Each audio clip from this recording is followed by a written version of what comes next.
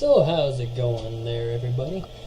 Okay, Sterling, this is a tutorial for you. I was able to figure out how to finally record this darn thing, and I had to just downgrade the graphics in-game so that I could record it. That was the issue. Otherwise, my CPU was going to explode, apparently. Alright, so anyways, let's start nice and simple. So this, as you can see already, some of the new changes here with the layout.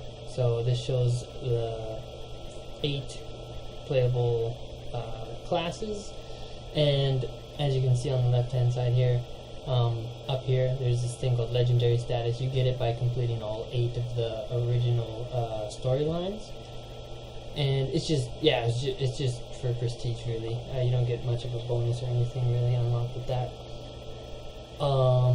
Moving on, well, you can see here now, shows your legacy title, and your legacy is, I don't know if you remember that, or that was part of the game when you were playing last, but essentially it's a family tree that you create, and all of your characters that you can create can be like interconnected in that legacy, and then that way legacy items as well as abilities are accessible to those characters. So it's really important that you do, in some form or fashion, put your characters into the legacy. Okay, this is a Rusticus, if you can remember. I think the last time you saw him was when he was like level 42. Now he's level 65, which is the new max in the game.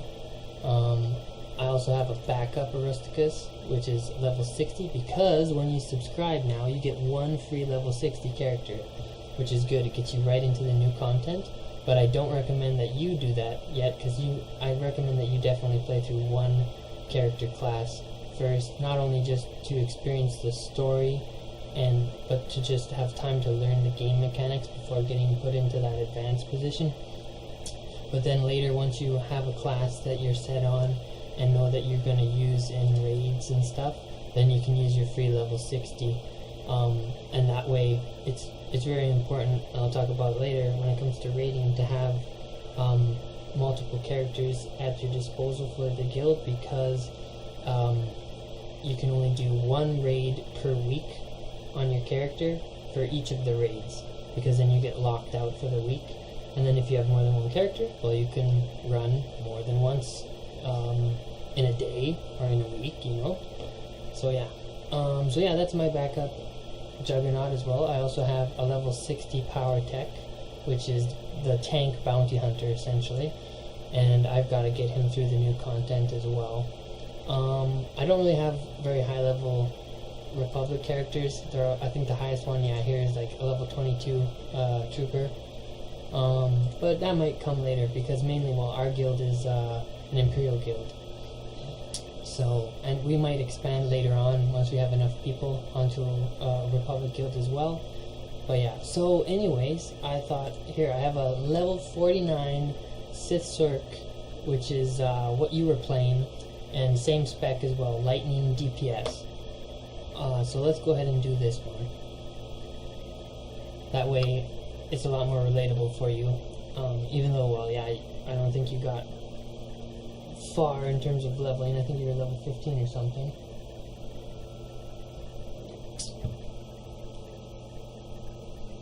So yeah, and then once we get in game, I'll just guide you through each part. We'll start with the interface, which is, you know, I guess, real beginner, but it helps. That way when you get in game, you'll be accustomed and familiar with everything.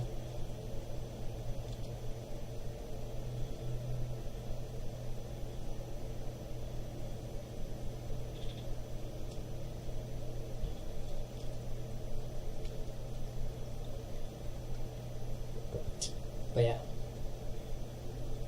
so a lot has changed in this game in terms of certain mechanics, as well as layout and features that have been discontinued, but mainly new ones that have been added.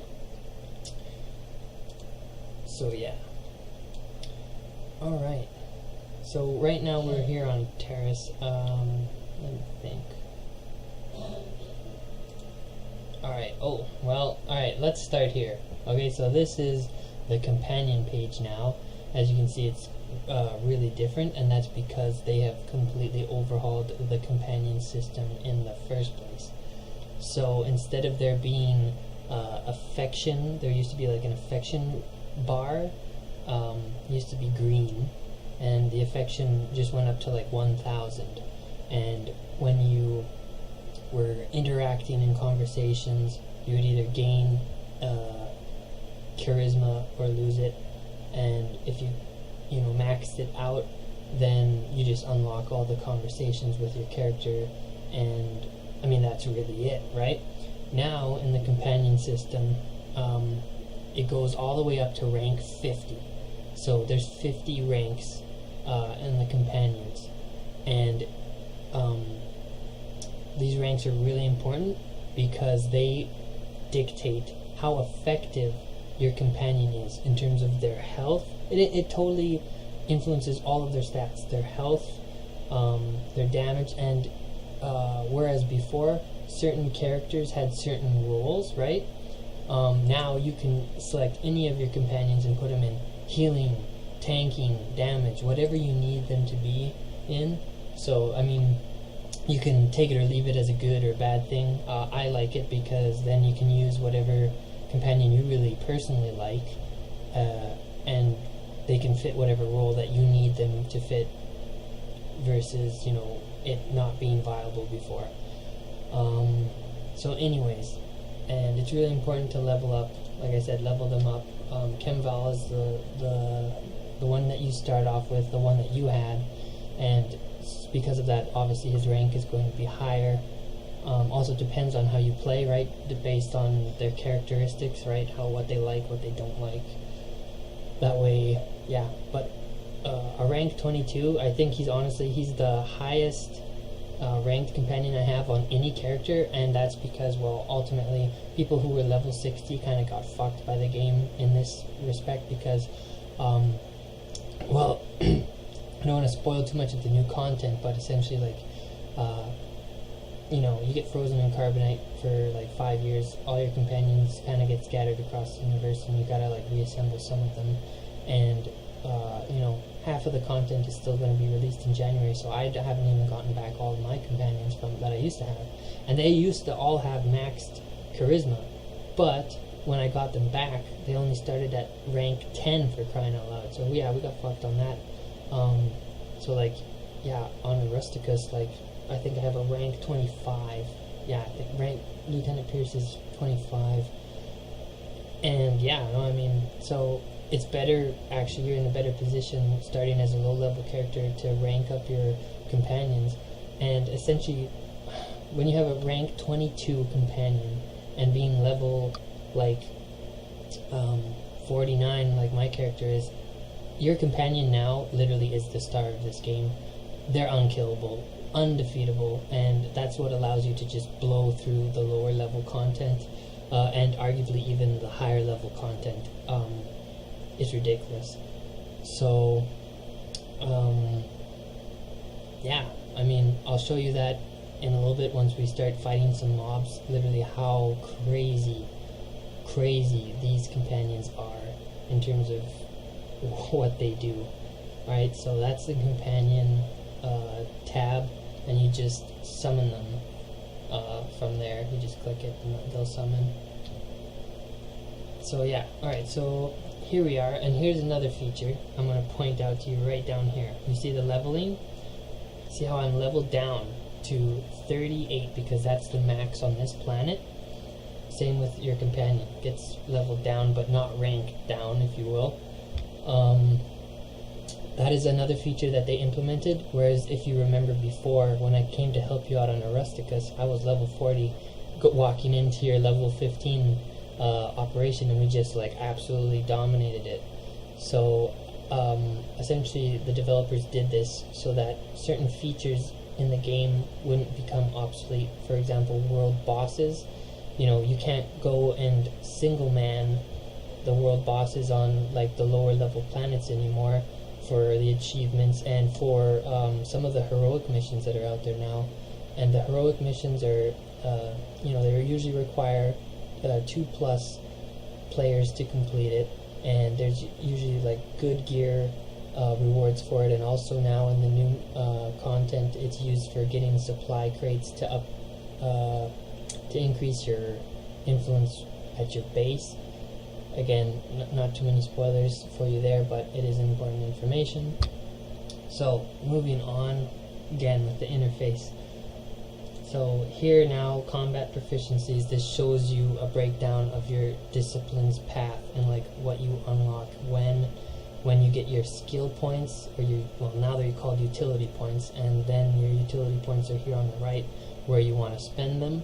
So I don't know what you want to do. If you want to be a healer, right, that's corruption.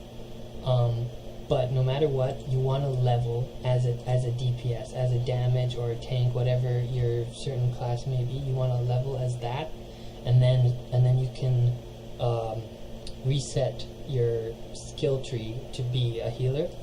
And the reason for that is honestly time consumption. Leveling as a healer takes forever, even with the new companions that ultimately just dominate everything. You definitely want to level damage. Like, for example, I really want this one to be my first healer, but I've been leveling it as a damage. So, and the lightning spec, actually, I've honestly grown to really like it. So I don't know if I will honestly change it. So anyways, you get most of your abilities between the levels of obviously level 1 until I'd say level 35-ish, and then after that you don't really get like a lot of new abilities. So then that way you're able to really build a more stable rotation, that you really start practicing your final like rotation, because you're only gonna get you're only going to get one other ability at level 58, and the most recent ability that you got would have been at 42. So from level 42 all the way to 58, right? There's only one other ability that you're going to learn. So that's what actually makes kind of the lower level game a little bit more tricky, is you're going to have to try and figure out like micro rotations essentially when you have less abilities, but you'll be leveling up at a decent rate that you don't have to worry too much, in other words. So yeah, this is, I guess, that interface that's important. Let's go to the legacy panel. So here is your legacy. You'll be able to name it whatever you want, and you can even essentially make it your character's last names, as you can see here. See, it shows up there, and it'll also show up down here. So, customizable. Alright, so there's character perks in every character's legacy, and for each character you have to personally unlock these. And how do you do that? You can do it with credits. So don't worry, like once you start playing the game, earning up some credits, you can use that to unlock. Also, like, don't worry, man, like, I got you covered, because I've got, like, millions. Like, right now, this character has, like, 1.2. Rusticus has, like, I think, like, over 15 million. How do you get that? By running dailies and selling things on the market. And dailies, you can do them daily, right? And those are on certain planets that have those. And it's a grind, but if you just do them all in one day, which takes, I'd say, only about 2 to 3 hours once you know the routes really well, you get like 2 million, no problem. So definitely my recommendation is you want to get these improved class mission experiences boosts, because that's for your class missions. Like, and if you get that boost all the way, it helps you level up instantly almost every time you complete a class mission, because the class missions are the ones that definitely give you the most amount of experience, hands down, and some basic gear. Whereas, other missions on the planet give you like decent gear and some money, and not so much in terms of experience. Another one you can use is the exploration one. That way every place you're going, Like, you're getting a decent amount of experience just by, you know, visiting it. Space missions, I don't do them anymore, man, after, like, grinding my ass on a Rusticus. Like, they're really repetitive.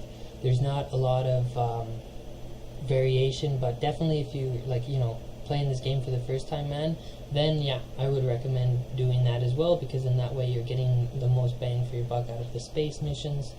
What else? Oh, you definitely want to unlock the Legacy of Altruism, because that increases the amount of influence that your companions gain by the gifts that you give them, which is literally the key to ranking them up and making them beast. So definitely want that one. You also want Legacy of Persuasion, because it also increases the influence gained with your companions in conversation. So when you say or do something that they really like, it really, again, boosts that rank up. What else? Other than that, not really. I mean, unless you're going to be PvPing, then of course Warzone experience, of course Flashpoint experience if you are really into doing the Flashpoints, but for our intensive purposes, doing operations and stuff like that, not really. There's some other companions that you can unlock, HK51, which is just brutal to do, crazy process. Treek also really hard to get unless you just pay real money for him. He's an Ewok. What else? Okay, yeah, later on, don't worry about these speeder upgrades. Do not get that. That is a money trap, because you unlock your speeder abilities normally, and these literally only try and fast track you by 5 levels, which goes by in a blink of an eye anyways. What else?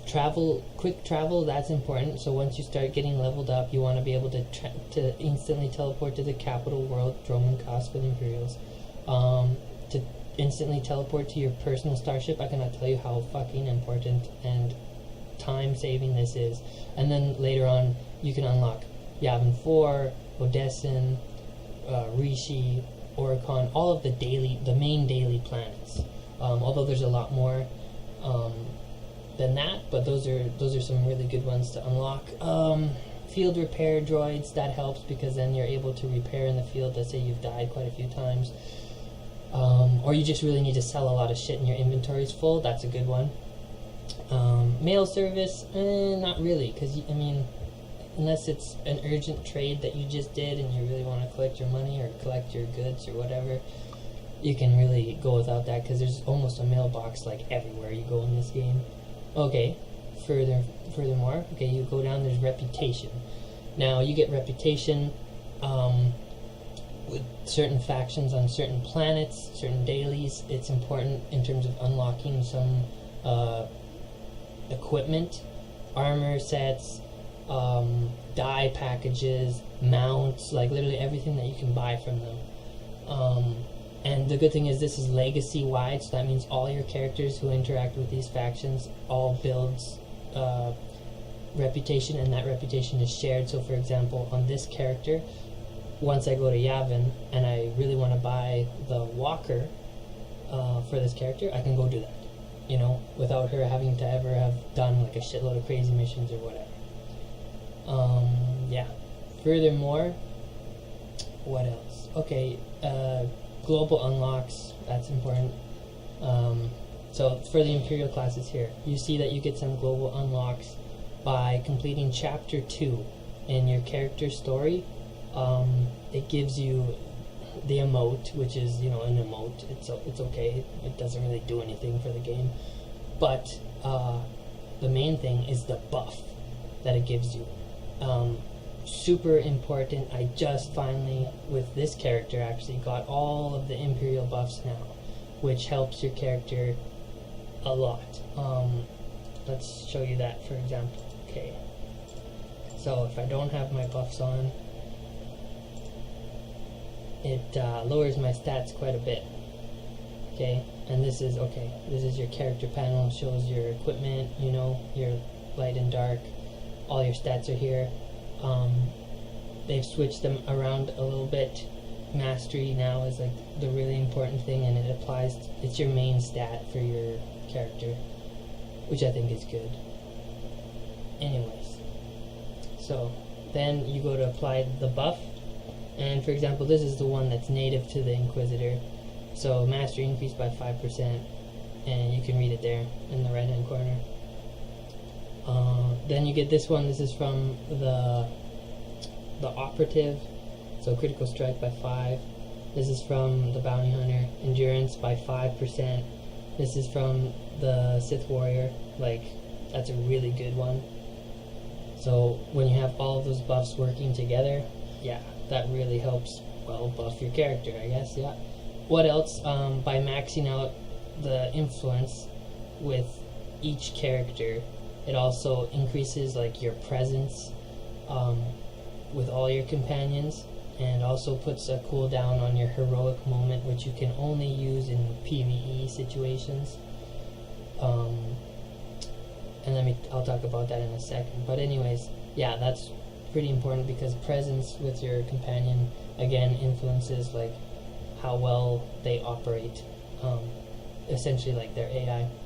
And then when you finally complete the entire story, chapter 3, with a character, it unlocks their legacy ability.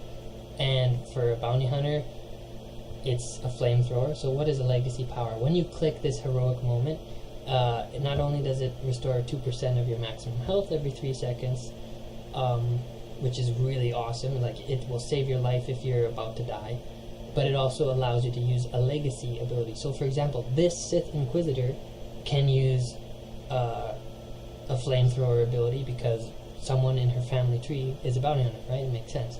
Can also use force choke that comes from the Sith Warrior, so I can force choke somebody. Can also now use lightning from this character, and then when I have to still complete my agent, but when he is done, then I get like an orbital strike. So these are all things that help with the leveling process, and just when you're PvEing in general, some decent abilities and stuff like that. So yeah. What else? Let's go on. Datacrons are pretty important now that they're legacy wide, so I definitely recommend that you suck it up and do an 8-hour run with Snap, and he'll take you to all the Datacrons. They're crazy, man. I can't even explain to you. Those are those little boxes that you find around the world. There's about 5 on each planet.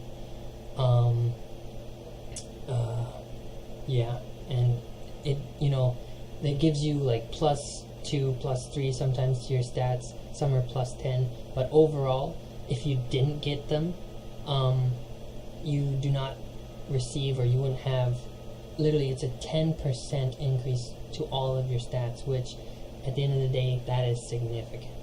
Alright, what else? Family tree. Here is mine.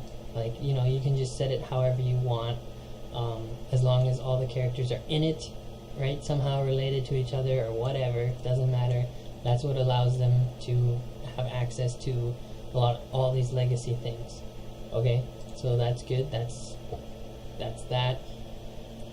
What else? Okay, inventory is the inventory. You unlock the modules as you get some more money. So, a little bit of a money trap, but not too much. But it's clearly important. What else? Okay, strongholds. That's also a new thing in this game, probably for you. So there are literally strongholds that you can purchase in the game, and it's like it's a home base. It's a place where you can put up your decors, essentially. Let's just show you one. Sure.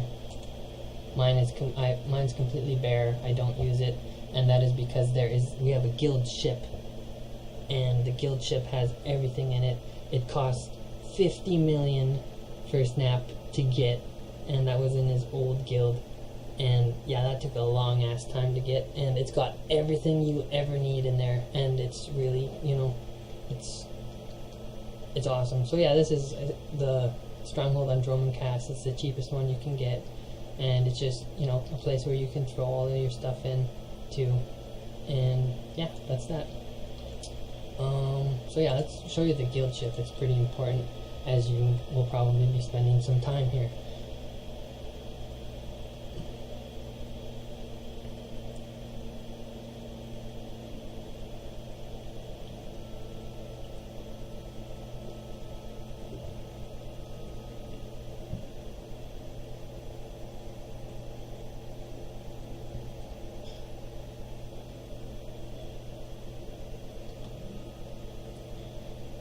Alright, so this is inside the guild ship here.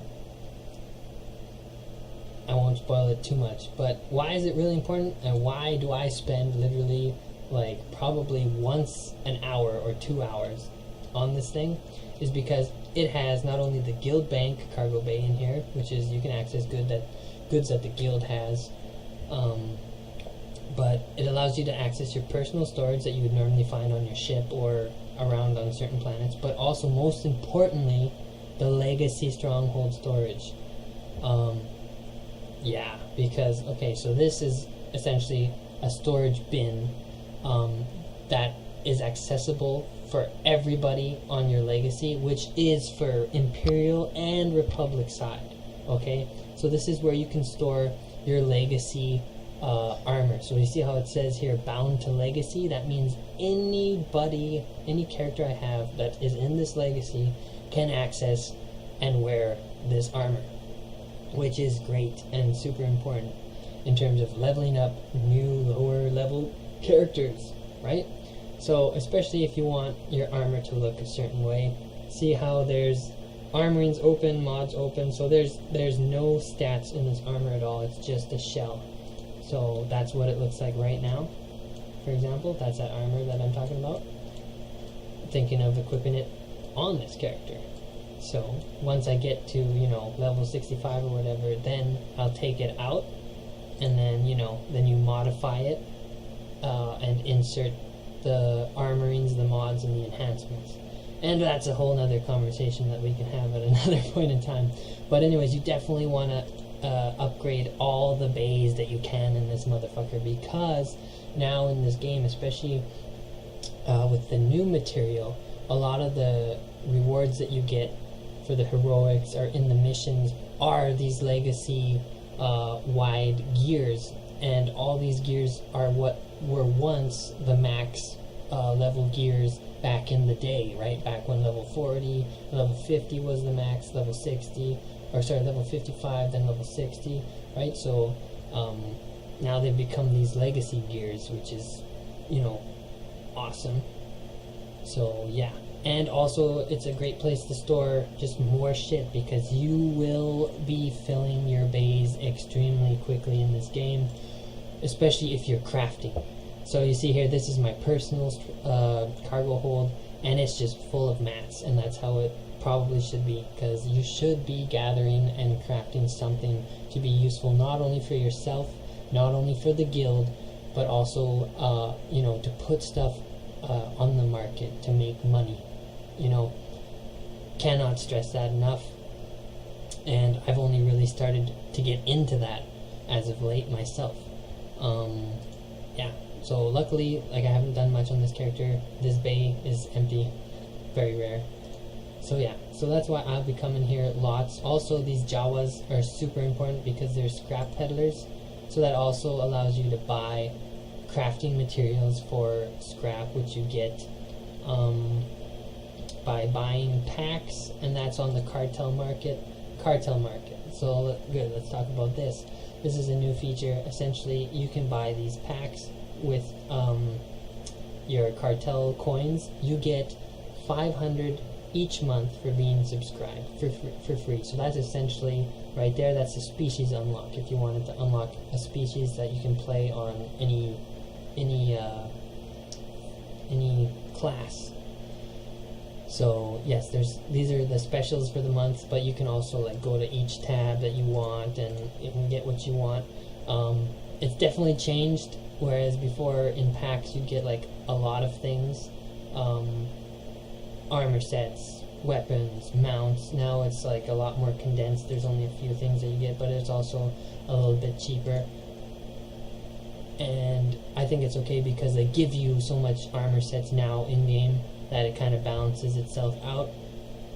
But yeah, just saving up those cartel coins, really important. I've just saved mine up because, especially if we might be switching server in possibly the next month, just because of the way that server populations are going on right now through transition.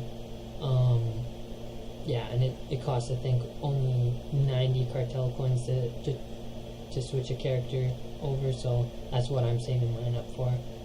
Also, another thing on the cartel market, anything that you unlock from those packs goes into your collections, and then you can unlock them legacy-wide. Like, for example, this lightsaber, I can literally just click this and it goes into my inventory on this character because I've unlocked it legacy-wide, which is very helpful because, for example, this mount that I have over here, I've unlocked legacy-wide, and you might be able to imagine why I would do that. So, yeah.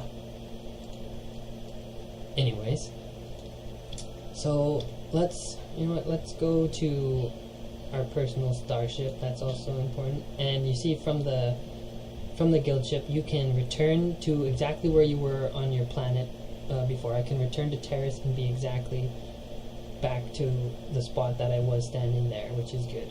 But I'm going to exit to starship. You can also exit to fleet, which is very useful, and you can also position the guild ship over a certain planet and be able to exit there. Very useful when there are events going on, planet events, such as the Gree event or the Rakghoul event. So, here's the starship. There's certain things that you can unlock for it, which again, is in the legacy thing under other. You definitely want to unlock the operations training dummy, because then that will allow you to see what sort of damage you're doing, especially once you download Parsec. I really recommend that you do that, especially once you get started or get ready to start doing raids, just so you know where your damage and threat is at. There's some other things that you can get in there, like rocket boots and the repair droid, ship mailbox, that sort of shit. So, see, here's the operations training dummy. We're going to be coming back to this in a little bit when I show you rotations for the Inquisitor. What else? Yeah, your companions are on here, you know that, I'm sure. Storage bay, all that fun stuff. So, what planet should we go to?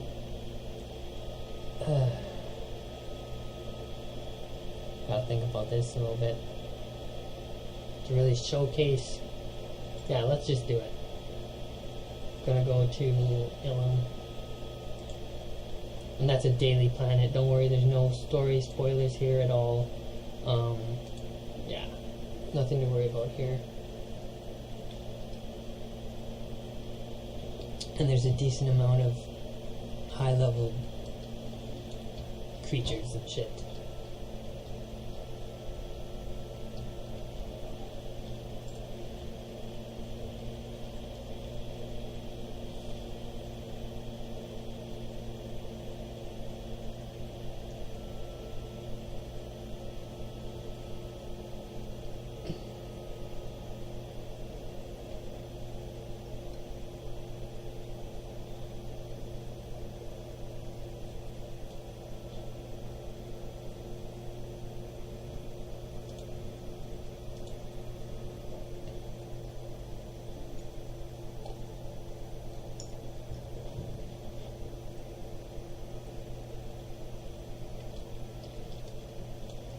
Alright.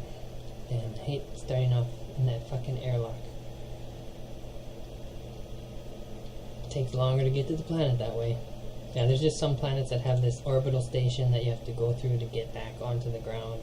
And sometimes when you exit to a planet, you'll exit straight to the planet, which is nice.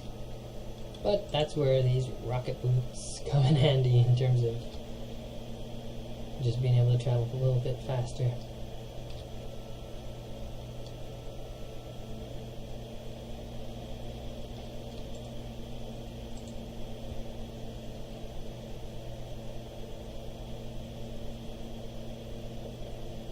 Okay. So this is good. This is all new for my character. So yeah, nothing discovered on the map, as you can see. Anyways, let's go over here, because this is important. Since this is a daily planet, this is a daily terminal, and you're going to be using that a lot. You can click on it and then go to all the daily planets from here. So definitely be using that. Good thing to remember. Alright, I might get my mail a little bit later, doesn't matter right now.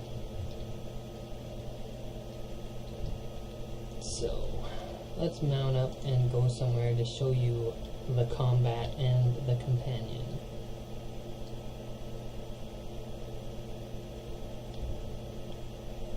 Oh, another thing, whilst we're doing this. Alright, guilds, right? I showed you the guild chip. Why is a guild important? Because we get some serious 10% XP bonus because we're at the maximum rank of a guild. We're a really good guild in terms of that. We also get guild reputation bonus, which is another way of saying it's a bonus 10% on your XP and reputation bonuses, and that's your reputation bonus is with those factions that I was talking about earlier on, on here, right? So when you're doing missions for certain factions, you're getting a 10% bonus there, which is awesome. Okay, no, those guys are going to be too easy. Gotta find either a lot of normal guys. Okay, here we go. Here's some champs. So we need to take out some champs, that's for sure. Okay, yeah, that's a good group right there. Those 5 guys, for sure.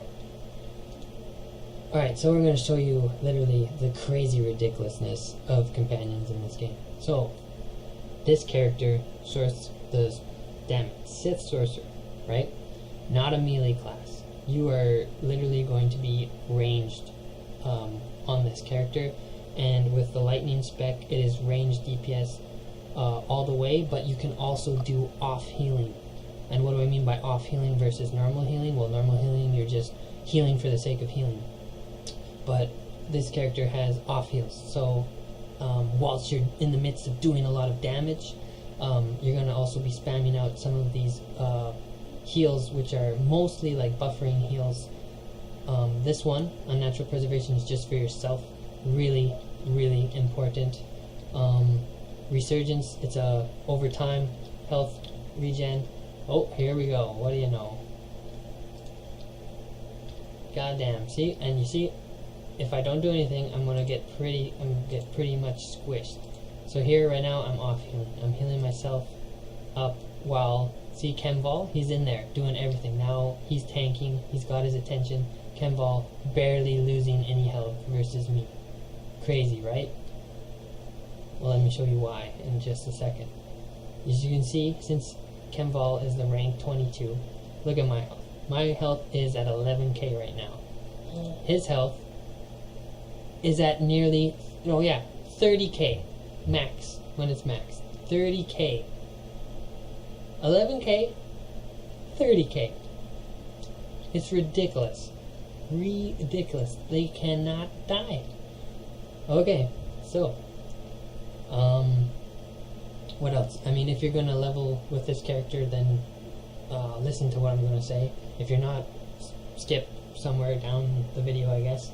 So anyways, off healing, yeah, mainly for your companion, or especially when you're in raids, it's expected of you, something that's expected of you. If you're not doing it, the raid group will be able to notice it in terms of not having enough heals going out, even though you are, like, your role is a DPS. Like, people know by the class that you're playing what you're going to be doing. So even if you're playing this Lightning Sorc, if we don't see, your name in green, which is when you're healing, especially when people have Parsec up, we can really see everything that everybody's doing. You're going to get called out for it in terms of, hey, Sterling, off heal. And then that's what you know that you need to be doing a little bit more. So, important for this class is this shield static barrier. Okay, it decreases a shit ton of the damage that comes in on you, and you want to give it to especially your companion who's going to be doing all the tanking for you. Set them to tank. Absolutely send them in as a tank. You're just going to sit back and do your rotation. And I'll talk about the rotation in a second, but first, let's just start with this. Okay, group of 5 guys, sending Kemval in, throw down an AoE, throw down a chain. Now let's just watch him work. Throw down an off heal on him, and you see healing draws attention. So you gotta make sure that it goes off of you, and you have certain abilities for that. I just used one, for example, right now. And that was Cloud Mind. So that lowers your threat, and you can also use Extrication, and you can use that on a group member in the raid. Really important if one of the DPSs or healers is pulling too much aggro to themselves. Although any tank worth his salt, and I say this from experience, should never lose aggro. Ever. So, nothing to worry about. But why is this important? Well, let's go to your skill trees. Alright? Definitely, always, on whatever character that you're playing, you want 3 in Skillful, 2 in Masterful, and 2 in Heroic. End of story. No debate there. And you might, and it's not much of a coster at all, like just a little bit in-game money. Your first one's free. You might have to reset your last 2, or maybe one of your skills here, depending on which raid we're going to be doing on the day, because certain buffs and abilities and debuffs are important against the certain types of bosses that we'd be fighting. But generally speaking, you don't really have to touch them. So the important ones for this one so far, and I've discovered this through people who really know what they're doing. Also, you can look on, I really recommend look on Dolphy. They don't have like the most up-to-date ones for the current 4.0 patch, but they have the 3.0 one, and those ones are still relatively relevant and work. You definitely want this one, because your overload is that it's a wave ability that pushes people back from you, and that it heals you, which is good, gets you a little bit. You definitely want empty body, because it helps you heal yourself a lot better. And then you definitely want this one, because it's your Force Storm. It's that AoE ability that I just did. You definitely want to increase its damage. Furthermore, your 2 Masterfuls that you're going to have is Cloud Mind, right? That's the one I just did to lose aggro. It also increases your damage reduction by 25%, which is awesome. So after you lose aggro, like it helps you stay alive and be less squishy. Also, same thing, Dark Resilience. It's for Extrication, which is your other ability to lose aggro. Again, 25%. And also increases your healing by the Unnatural Preservation, which is the one that's meant for you, by 30%.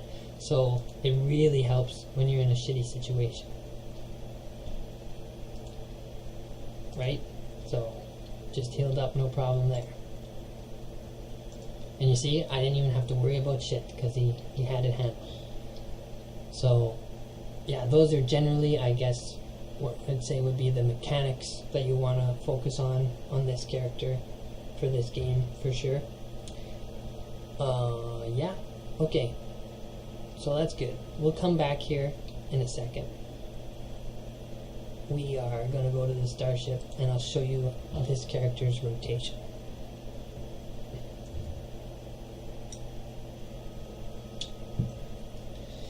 Because even if you want to do heals, like I said, definitely level as the DPS, and definitely for this character, level as this DPS, because it's a lot faster than I think it's called Corruption or whatever else, other DPS sorcerer, because the other one is like abilities that happen over time, and like, you know, like kind of like corruptive, like acidic kind of abilities, if you will. No, like we need to be leveling decently fast, just for the sake of enjoying the game, as well as in terms of getting to the later material faster, so you can get raiding with us. So the most important ability for the Sith Sorcerer for this one certainly is your Thundering Blast. It's the one with the longest cooldown, and it does the most amount of damage, that's for sure. And it critically hits targets that are affected by Affliction, which is this one in the number 2 slot. And it does damage over time. So how I've set up my bar here is in the order of rotation. I cannot stress enough that that's exactly how you should do it on yours, is set up your bar in the order of rotation. Also, key bindings are incredibly important. I was a horrible clicker until I discovered how awesome key bindings are, and you can set that by going into your preferences, going into key bindings, going into your quick bars, and then knowing which quick bar is for what. And you can do that by doing the interface editor, and it will tell you which is what quick bar, blah blah blah, and you can place it wherever you want. Completely customizable, whatever works for you. And I believe that if you look it up on Google, there's a quick map in terms of what keys are easiest to reach for hands. Like, I shit you not, there's a goddamn picture about that. So for example, for my healing abilities, I have them F1, F2, F3, really accessible, really easy to click. The main start to my rotation, easy to touch, at least with my fingers. They're, you know, quite long and slender. I can make it to 8, no problem. And then usually I might end up actually clicking 9 or 0, and that's okay, because if you're ever gonna have to click abilities, like, make sure that they're like not abilities you're using all the time in your rotation. Like, make sure that they are literally like buffs or pops, you know, like things you only need to like activate once. Although some important ones that you definitely want key binded is your interrupt. Like, I cannot stress that enough. I put mine as C. X is also a good one, because, you know, cancel out, right? Like C for cancel, X for, you know, stop it, like, you know. And it's also really easy to access from, you know, your WASD, where your left hand is normally, right? And that's for interrupting abilities. And that's so important on the bosses in the raids. I cannot tell you enough. It will literally like make or break the game. Anyways, so let's talk about this character's rotation. So I've got it set up properly.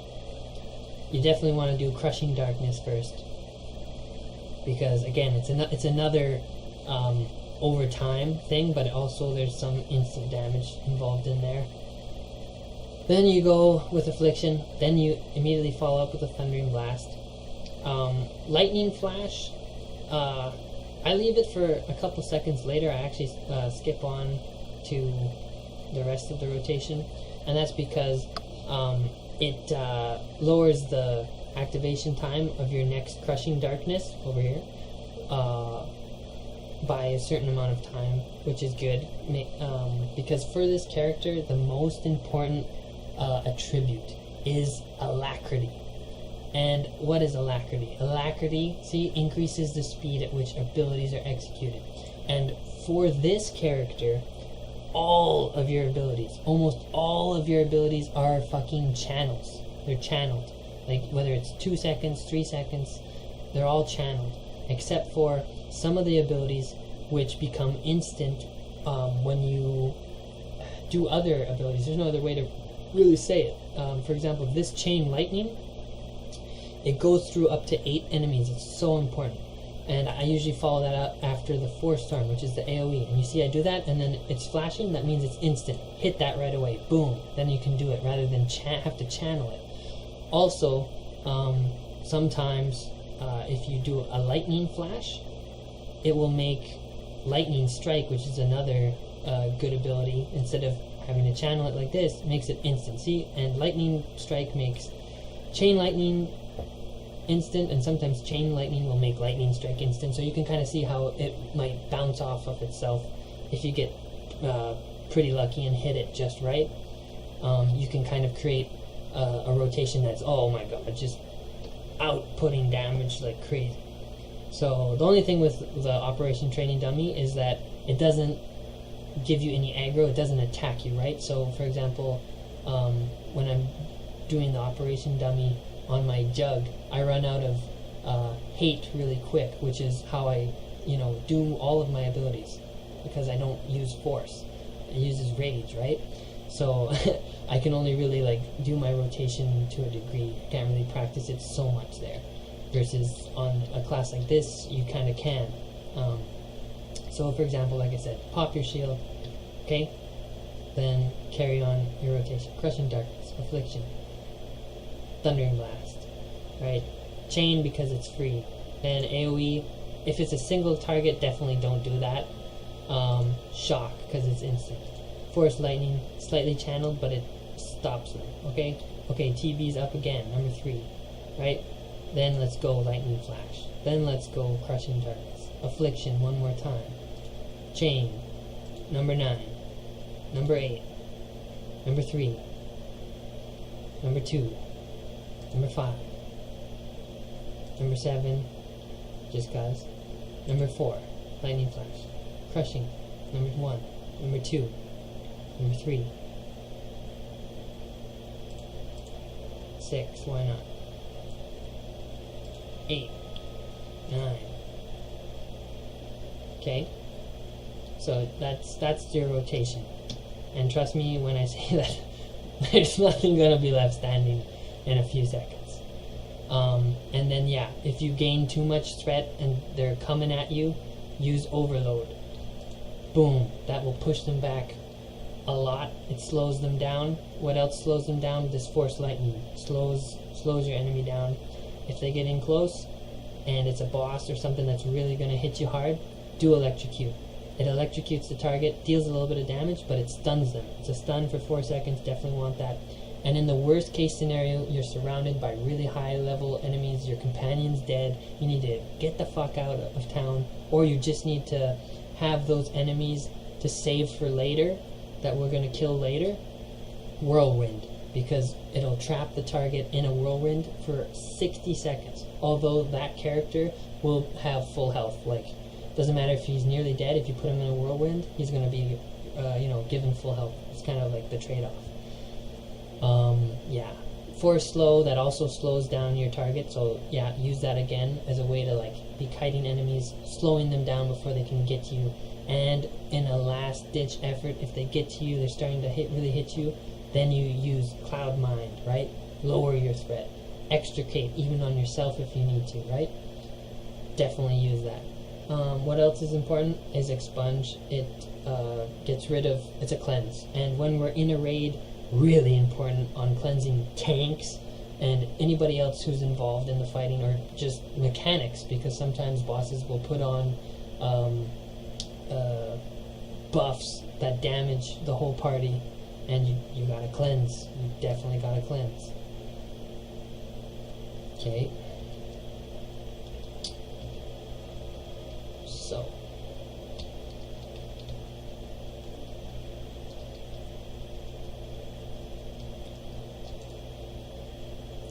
At least the good part about this game now is with that leveling down system.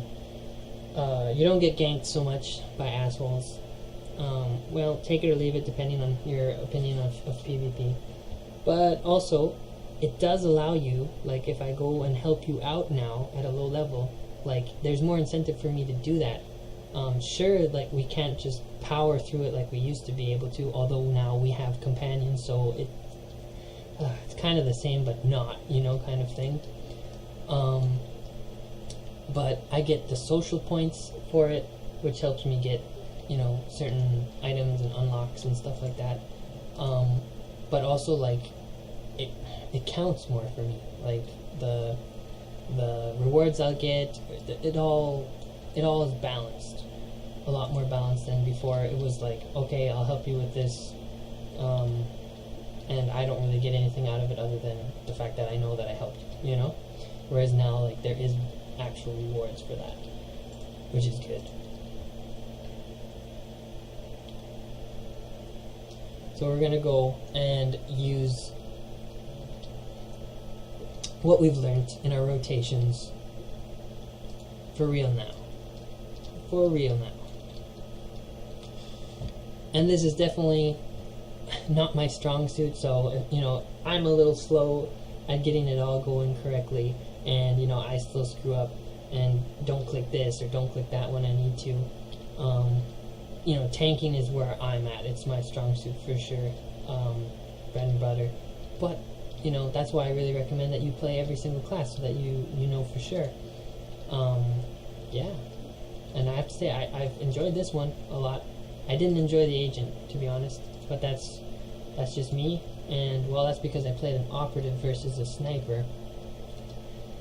But yeah, I don't know. So alright, let's go in here. So lots of guys. So instead of starting with Crushing Darkness, we're going to do it the other way. We're going to do Force Storm, Chain Lightning, right? Because that's like AoE central there. And then use, you know, your other abilities that would make sense. Shock on somebody who's low health. Force Lightning on somebody who's coming to get you. Yeah, stuff like that. And, well, it doesn't matter. We're fighting this guy anyways. So, throw down that. Alright, start with number 1. See, he's already almost dead. Number 2. Number 3. He's dead. See? Like, even at level 49, I can't even use my full rotation because of how beast the companion is. Right? So, but once you get into max content, that's definitely going to change. Especially once you get into raids, that's definitely going to change because you don't have your companion in raids, right? It's just either the 8 or the 16 people that are in there. So let's do it. 1, 2, 3. Let's go 5 because 2 guys just got in there. Throw down the AoE. Slow him down. 8. Oh, and he's dead.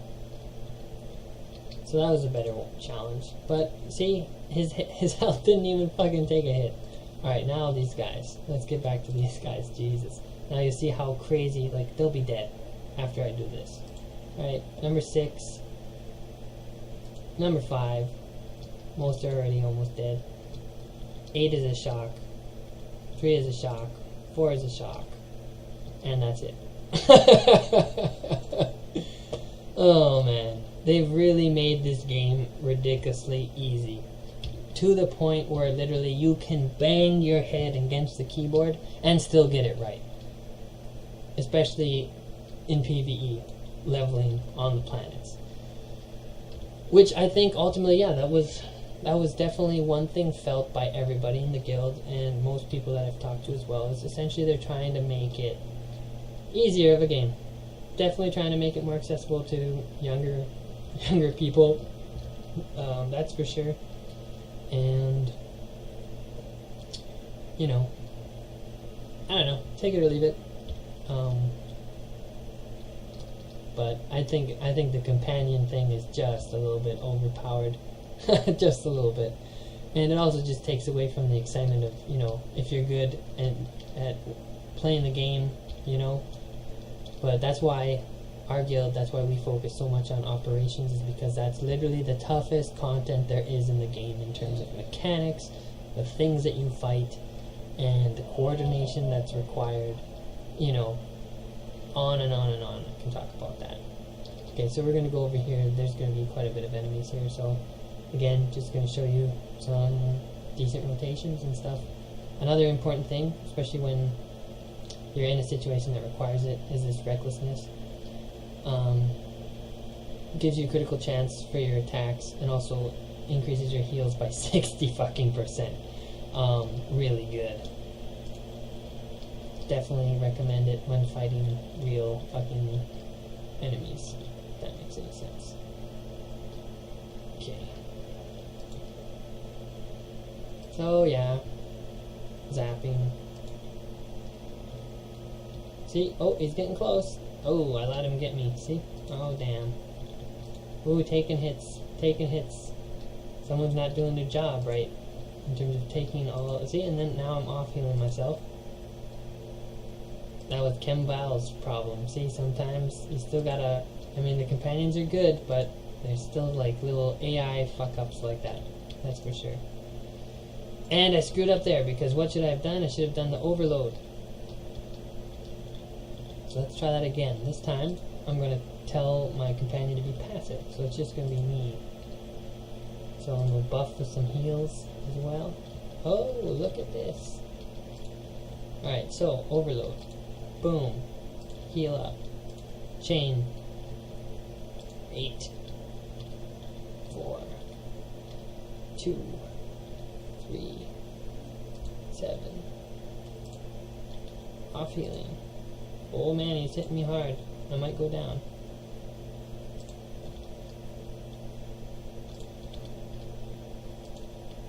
Yeah, I'm totally going down.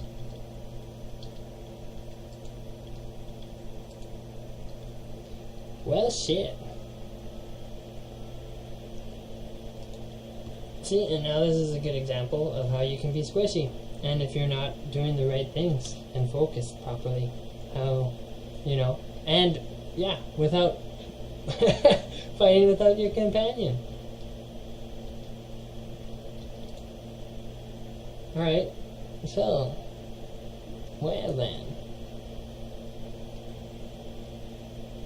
Alright, so you want to apply your buffs again, in the case that you die, see, and then definitely, you're going to get, when you're doing missions, you're going to get this major experience boost, minor experience boost. You want to use that at all times. Gives you 25% experience gained for an hour as the minor, for 3. And you want to use that when you know that you're going to be doing a lot of content, running through a lot of enemies. And it doesn't matter if you log out, it'll still have the proper amount of time left on there. So let's do this enemy correctly, with the correct rotation. Alright, we buff ourselves with the shield. Let's go, get a little bit closer. Let's go 1, 2, 3, 4, 5, 7, because it's ready. 8, 9, come on. Down internet. See, and he's down. And then, if he didn't go down there, I would have said off heal anyways, and used your number 3, your F3, because that gives you the most amount of heals, and heal up. And then continue on with your rotation. And it would have probably even been better, at some point, to throw the heat off of you.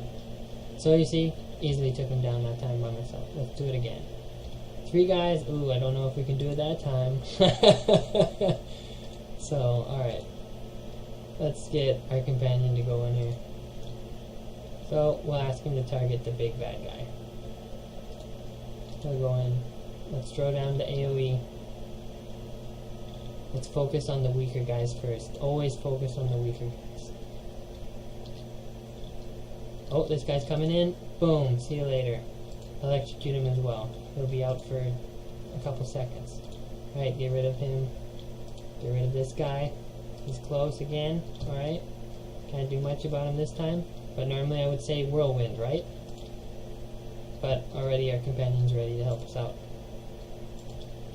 But yeah, in the normal case, if there was no help gonna be coming, then whirlwind the guy.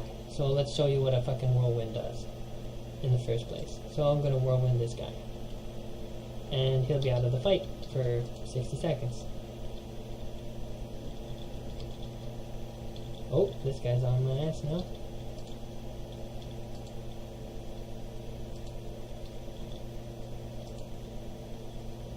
Number 2, number 3, and that'll be it. F3.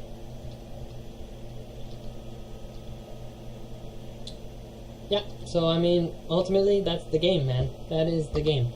And that is the Sith Sorcerer in a nutshell. Nothing more really to say. Quick traveling is really easy now. Once you unlock the area, it'll have the quick points that you can travel to.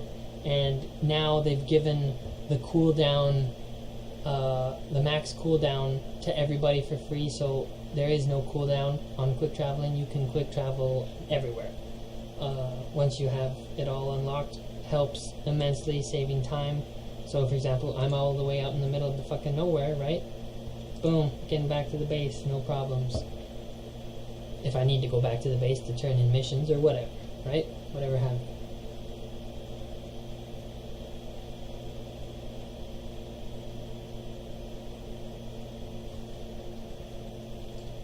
So yeah, I mean, this is, like I said, this is essentially the game in a nutshell. The only other thing I think to cover is, you know, rested experience. You definitely want to gain that and have that at all times. How do you have that? Make sure that when you log off from the game, you're either in the guild ship, in a cantina on the planet, or in your starship. Those are the places that give you rested experience, and you're gaining it for the amount of hours that you are offline and your character is resting. And there's a certain amount, cap amount that you can have in terms of your rested experience. Helps you gain double XP. which along with this XP boost, right, you can imagine how that helps immensely, right? Just us sticking around, I've already gotten halfway to fucking level 50. Excellent. Before the new content hit, everybody had 12 times 12 XP boost. So that's how I was able to level up freaking like 3 characters to 60 in like, I think it was like a week and a half. Like not even honestly trying. If I like actually tried, you know, and I never experienced any of the story, so I took my time, went through every conversation, you know, like really to enjoy everything. That's gone now, obviously, once the new content hit. But what helps you level is exactly the rested. Keep you rested up. Have the XP boosts. You'll be getting them from your missions anyways. And your companion helps you just get through everything that much quicker. Also, having somebody to level with you even quicker. So, okay, well, you know, how are you going to maximize the amount of rested hours you're going to get, especially, well, if you're playing quite often as me, but I don't think you're going to be, because, well, you know, you got school and stuff like that. But yeah, have a couple characters that you can cycle through, you know, and, okay, well, I won't play this character for the next 2-3 days, or, oh, I won't play it for the next, you know, 2 days, or even just 1 day, you know? Yeah. So that helps. And yeah, I don't know, I think that's really everything that I can tell you about this game. You know, the guild, you know about the guild ship, you know about the bonuses you get, showed you all the interfaces, crafting, I mean, your crew skills, okay, like, we can talk about that. I think now, for the new characters, it automatically assigns your crew skills to you. I'm not sure, because I haven't created a new character. But either it will assign you your crew skills for you, or you do that when you go on fleet. And if you just talk to me and tell me what class you're playing, I can tell you generally what you wanna get. But generally speaking, you can do whatever you want. There's certain ones that go with certain things, and that it tells you all that once you go onto fleet and just talk to one of the crew skill people. It'll be in your codex. It'll be under lore, I'm pretty sure. Or no, it's under crew skills, sorry. And then it'll tell you about it, right? Synth weaving, for example, recommended gathering skills, right? For what components, blah blah blah, right? So yeah. And what have they changed there?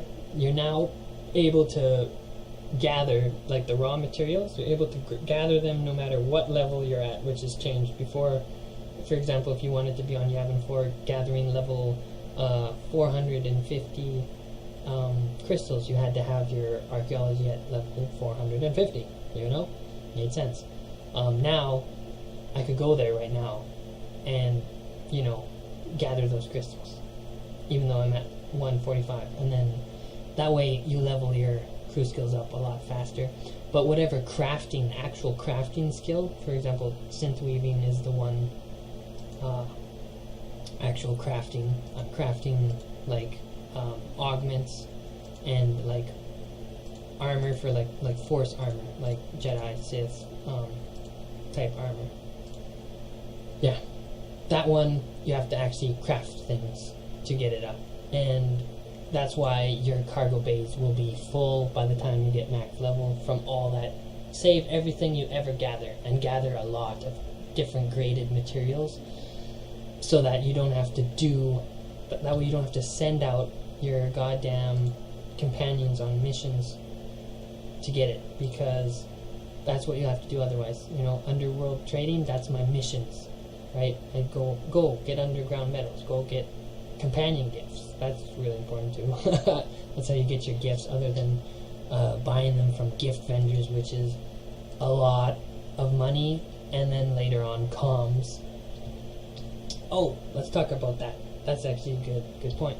Alright, so you'll notice as you're leveling up, you can choose to get they're called data crystals now. They used to be commendations, right? Those are the medals that you used to get. So you have common data crystals. I forget the names of the other ones, but essentially it's green, blue, and then purple. And that's, you use that to buy the gear that, yeah, you use that to buy really damn good gear, okay? The common stuff is common gear, right? Purple stuff is purple gear, which is the best gear, and you can usually, those are like the ultimate. You get those crystals from doing raids and other really hard, crazy missions, and you only get a handful of them at a go. And that's for getting, like, max gear is 216 now, I think. So for example, the common is 202, right? Then the next step above that is 208, and then 216, right? So yeah. So I definitely say save up as many when you're leveling this low level character, for example, as I am. When you get your class missions, you can either choose this one piece of gear or 12 crystals. I always choose the 12 crystals unless my gear is horribly under leveled and I'm dying all the time, and that is would be the reason why, is because your gear is complete shit. But other than that, save all of these up because you're gonna be using them. Not to buy the standard 202 gear. Do not do that. Do not do that. Do not do that, because the missions that you get into, you get given like pieces of 208 gear. I think even one piece of 216 gear, and then once you start raiding, you know, yeah. So don't worry about that. Yeah. So save up as many of those as you can, because you'll be using that mainly for buying other things that you really need to use in the later stage of the game, such as the supply crates, such as companion gifts to rank up your goddamn companions. And that's really where you're going to be spending all of it, because it's like 50 data crystals that fucking pop for those. I'm just going to show you Rusticus for a second, because it's important in terms of the last mechanics of the game, in terms of gearing for raids, and things called augments, and you augment your gear.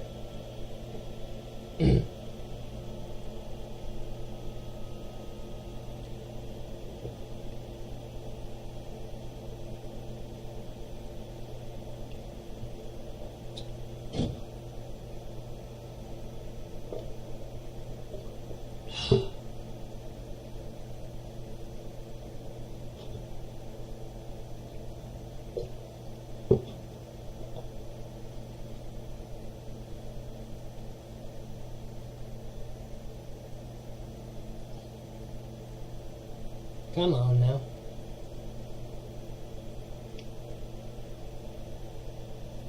Alright. So, pay no attention to where we are, which is fine. So, oh yeah, well, I guess that's something else too. So, as you can see, in my character screen, my character on the left looks different there than he does, I guess, in real life, if that makes any sense. That's because now you can have an active outfits. You can have outfits. So this is the actual gear that I have in here, and you see some of it's got 216 mods in there, and this one's still low at 198, but that's because I'm doing missions to get enough crystals in order to get that, because I've gotten some other stuff. So anyways, so you click on the active outfit, and then you can put in any gear that you have anywhere, and you can put it in here, and then that's what you'll look like. And then if you put a dye onto your chest and then click unify colors, it makes all the rest of your gear follow that color scheme, right? So that way you don't have to dye every single piece of armor. Very important thing to know. A lot of people have been cheated out that way. Also, another important thing about attaching gear onto these slots is if it's bound, like just normal bound gear, as soon as you put it in there and it copies it, it makes it it makes it bound to you. So if it says like binds on equip, and it hasn't been bound yet, right? You could like trade that between characters. You could sell it to other people. As soon as you put it in there, it becomes bound, so you can't sell it or whatever. So then that's why it's important. I always just use like the bound to legacy gear that I have anyways, and then it's bound to legacy, right? But let's say you get some rare armors or something from a goddamn crate, and you want to actually sell that on the GTN for like 12 million or something. If you put it in here, nope, cannot sell that puppy, and then you kind of gone goofed and fucked yourself a little bit there. And it's like, well, why, Eric? I mean, a lot of these, especially these ones, a lot of these pieces of armor, you can click modify and then slot the stuff in there. Well, it costs a lot of goddamn money to pull the armors and mods out. Like, for example, here, if I pull this out, it's like here, right? That costs 15 grand to pull it out right there. So yeah, saving money at those levels is pretty crucial. Okay, yeah, right. So augments, right? Right now I have like, they used to be the creme de la creme 186 augments. Now they're, what is it? I think they're either one tier or two tiers below. And what do augments do? Okay, well, here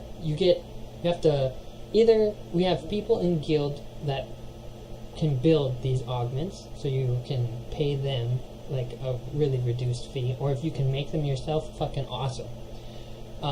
So you get those, you either build or get those augments either off of the GTN, which is the market, the in-game market, not the cartel market, different. Okay, GTN is like, an auction house, okay? So you either get them off of there, or get them from a guild member, or you make them yourself.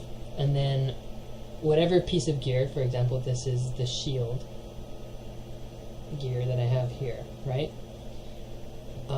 You gotta pay, I think it's 45 grand, so 45k, to open an augment slot on that piece of gear, and then put the augment in it. Okay, so the augment itself on the GTN, they're going for 125 grand right now. So that's 125 grand plus the 45k to open up the slot.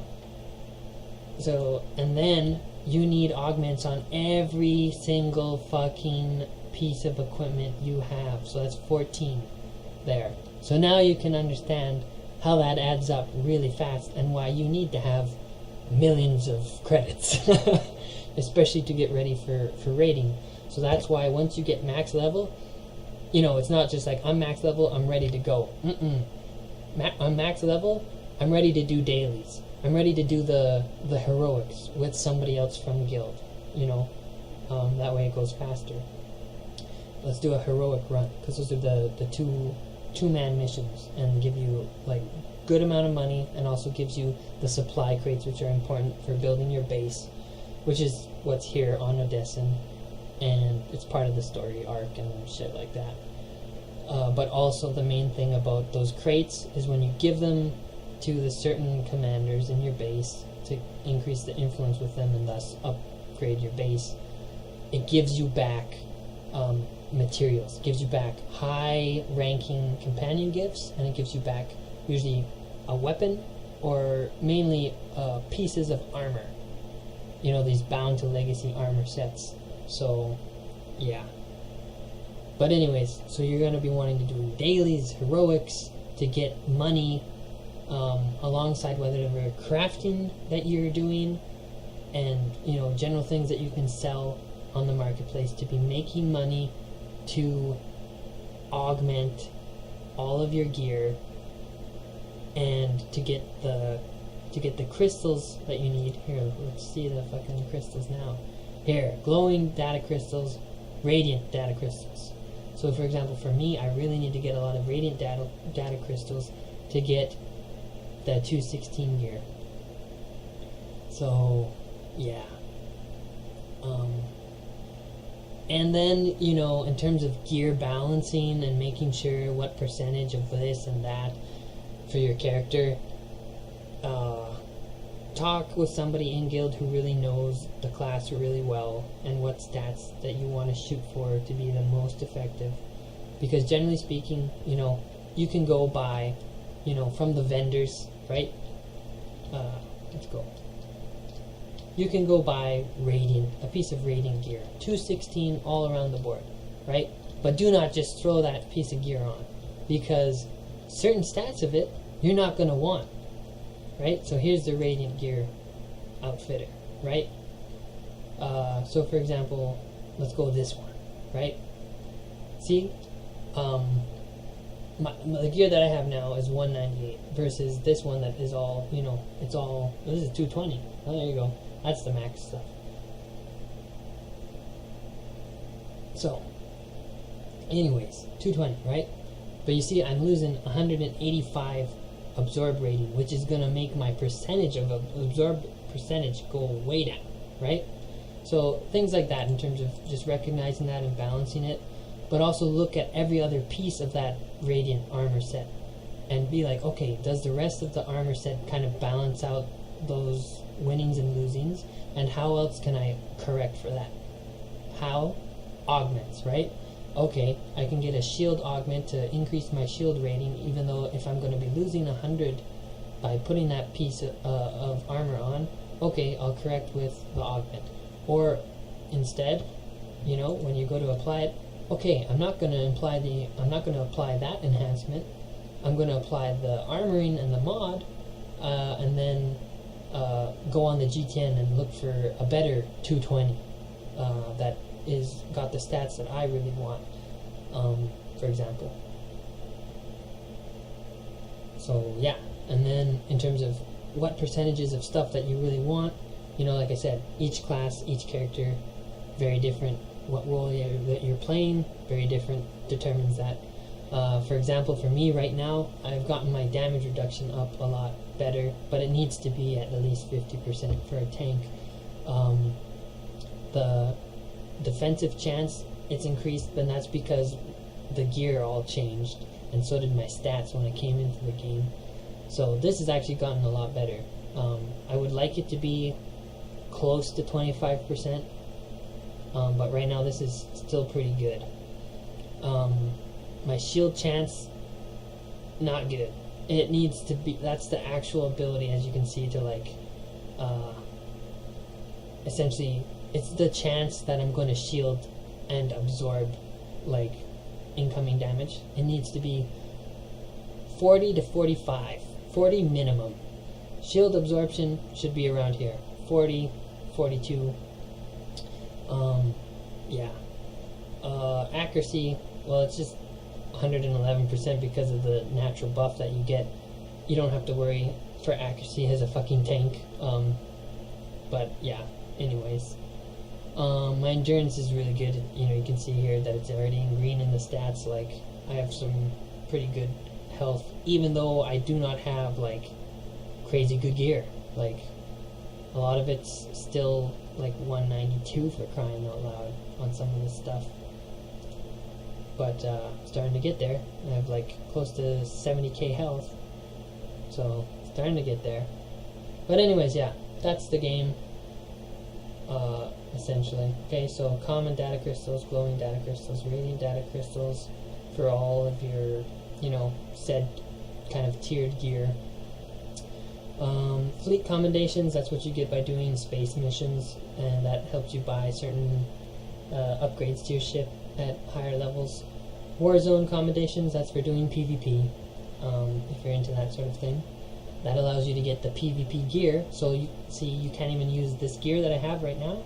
Completely useless if I go to PvP. I will get dominated because the stats are completely different. Yeah. And yeah, that's pretty much it, to be honest. Yeah. So that's the game. That's where we're at right now.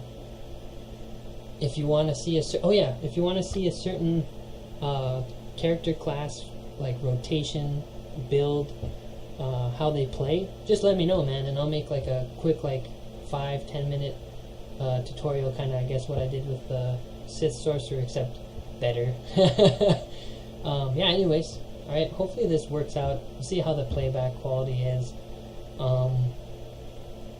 And yeah, hopefully I see you in game sometime soon, man. Alright.